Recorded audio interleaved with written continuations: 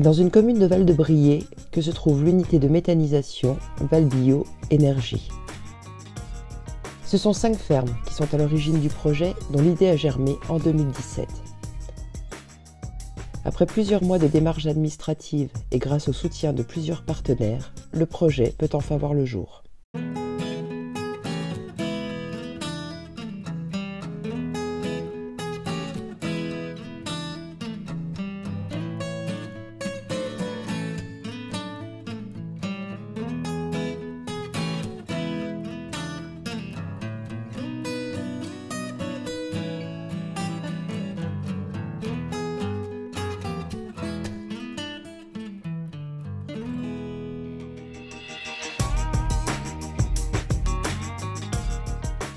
Donc le fumier qui alimente l'unité de méthanisation est produit sur nos fermes.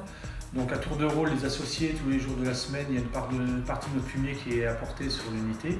Notre salarié va chercher le fumier chez nos fermes partenaires afin d'alimenter le digesteur tous les jours.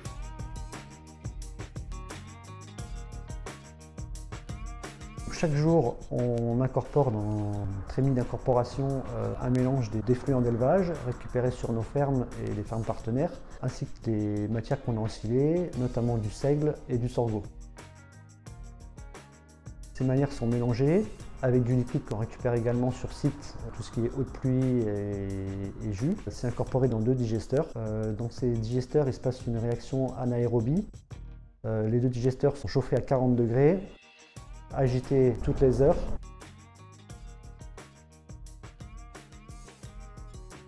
Et donc dans ces 2 digesteurs, on récupère 2 produits. Du digesta qui est stocké dans des cuves de stockage pour être épandu ensuite sur nos fermes, et le gaz.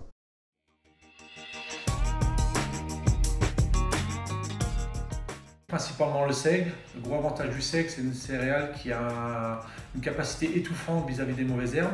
Ça nous permet de ne pas avoir à les désherber avec des produits chimiques.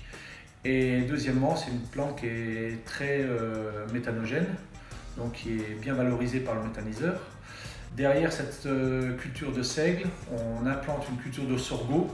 À la différence du maïs, c'est une culture d'été qui n'a pas besoin de beaucoup d'eau et qui est très bien valorisée par la méthanisation.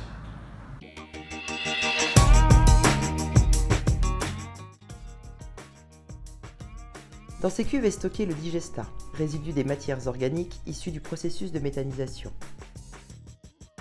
Ce digesta est ensuite épandu sur les cultures des fermes partenaires où il se substitue aux engrais chimiques.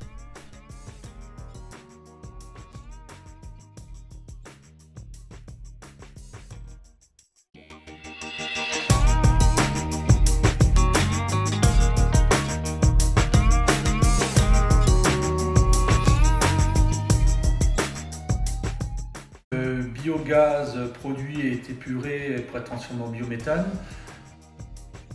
Et ensuite, il arrive dans le poste d'injection de GRDF, il est injecté dans le réseau de GRDF, il est consommé localement par les villes et villages desservis par le réseau voisin. Notre capacité de production permettra à terme d'alimenter l'équivalent de 1200 foyers de 4 personnes en chauffage, eau chaude sanitaire, cuisson.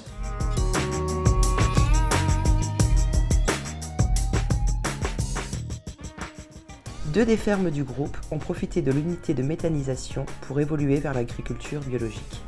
Pour une meilleure valorisation des effluents d'élevage. C'est pour cette raison-là que nous sommes passés en bio, parce qu'on a pu pallier aux engrais chimiques qu'aujourd'hui on n'a plus le droit d'utiliser en agriculture biologique, alors qu'un digesta ou les effluents d'élevage sont autorisés en agriculture biologique. Les conditions pour devenir un élevage bio sont tout simplement, il faut utiliser que des produits issus de l'agriculture biologique, c'est-à-dire que tous les aliments ou les grains ou toutes sortes de produits doivent être produits en bio.